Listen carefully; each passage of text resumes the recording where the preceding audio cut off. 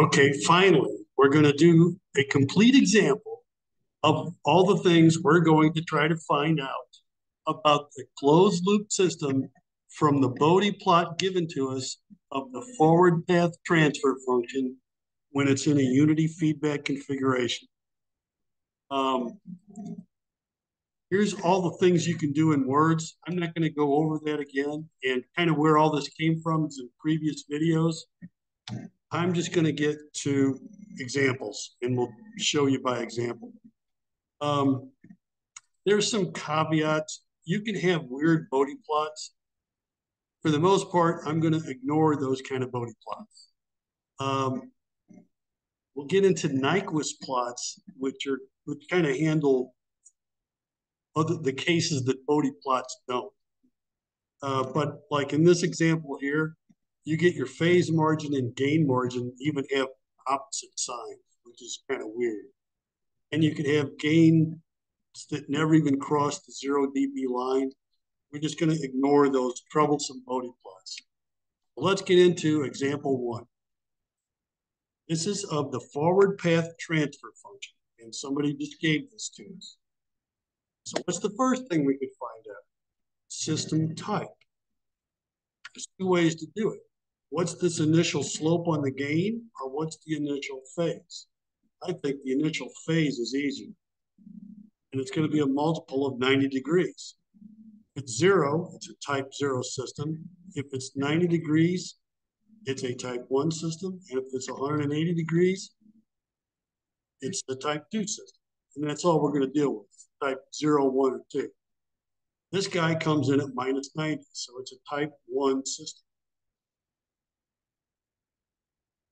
You could look at this slope, but then you got to figure out how many dB per decade that is, which gets a little hard.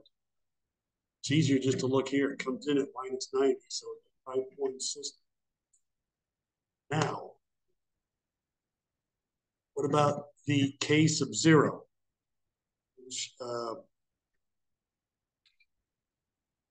will tell us in this case, since it's a type 1, that's the case of V error constant. There we're looking for where does this initial gain asymptote cross the 10 to the 0 frequency. It's still pretty flat up here, so it's going to be about here. And I'm going to say that's about 20 dB. Right there. That's about 20 dB, which as an error constant would be 10, which is just what is 20 dB in terms of just normal numbers. And if you think you need to calculate it, this is how you do it. Y is what it is in dB. X is what it is as a normal number.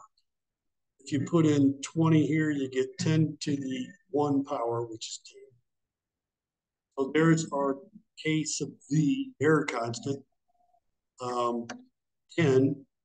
It's a type 1 system, so therefore you can find the here, which I guess 10%, 1 over 10. Let's see, what's the other thing? Well, crossover frequency is pretty easy. That's where this blue line crosses over 0 dB.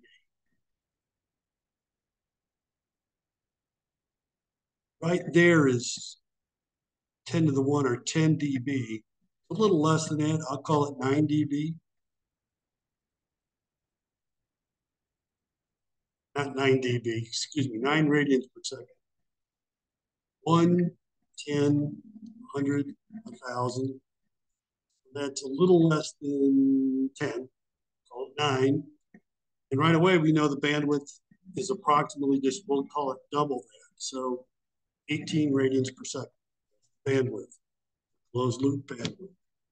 What's the next thing?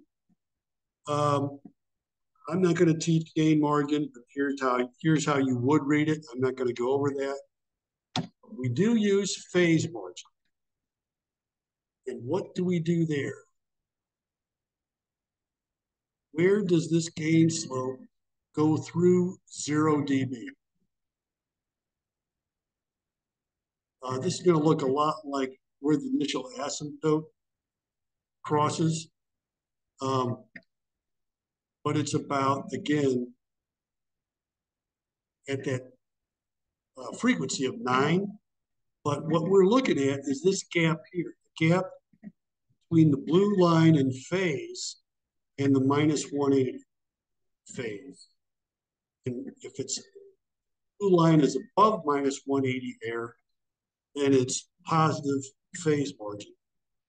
And here, let's see, these are increments of 90 degrees, which to be about 2/3 of that increment. So we'll call it 60-degree phase margin.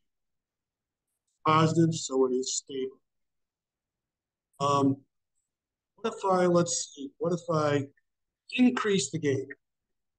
If I increase the gain, multiply that forward path loop by some constant, and how much we're going to set. We'll say by a factor of 10.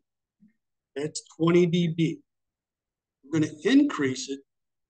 Then we want a reference line, which is like our new 0 dB point. It's 20 dB below that 0. Let's call it about. And where does that, what's the phase margin if that were the case? Looks like it would cross it, I don't know, somewhere around here, drop down. You got a much smaller phase margin.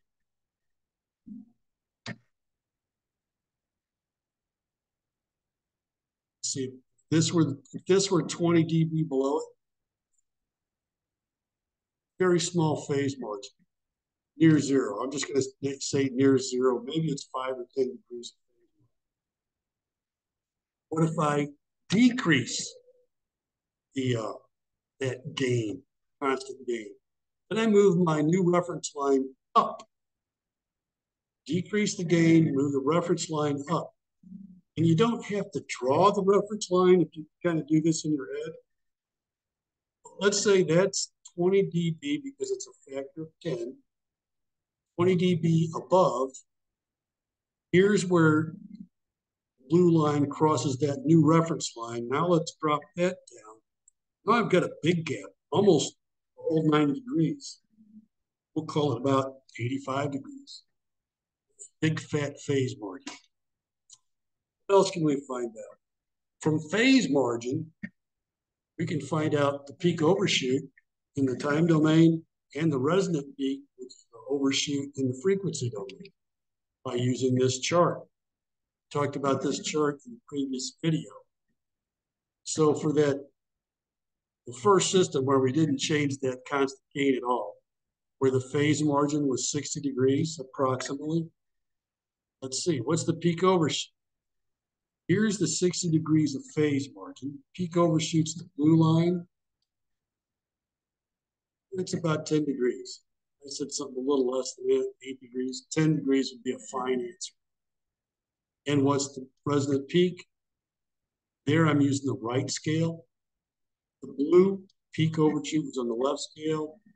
Peak resonant peak was on the right scale.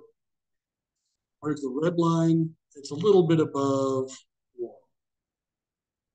I called it 1.05, 5% over 1.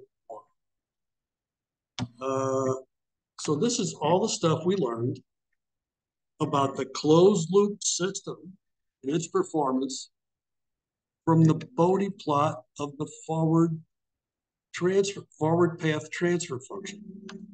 We're going to do some more examples, same thing. But here's all the stuff we found out.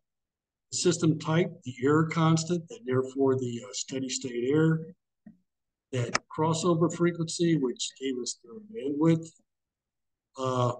gain margin, if we dealt with that, if your school or if your course requires it, but I'm not going to teach it. The phase margin, which is a measure of relative stability, and if it's also absolute stability, it's positive, so the system is stable. If the uncompensated system is stable, positive phase margin. We'll use phase margin to determine stability. We know what we do with what would happen with the phase margin if we change that gain by multiplying by a constant or dividing by a constant. We know what the closed loop peak overshoot is in the time domain. what that resonant peak is, or the peak overshoot in the frequency domain. The bandwidth was twice that crossover frequency, so about 18. And we could have done peak overshoot and resonant peak for these alternate gains if we wanted to, by using those same charts and just doing the same little exercise. So that's quite a bit you can learn about closed loop system performance based on that Bode plot, interpreting the Bode plot. We'll do more examples in subsequent videos.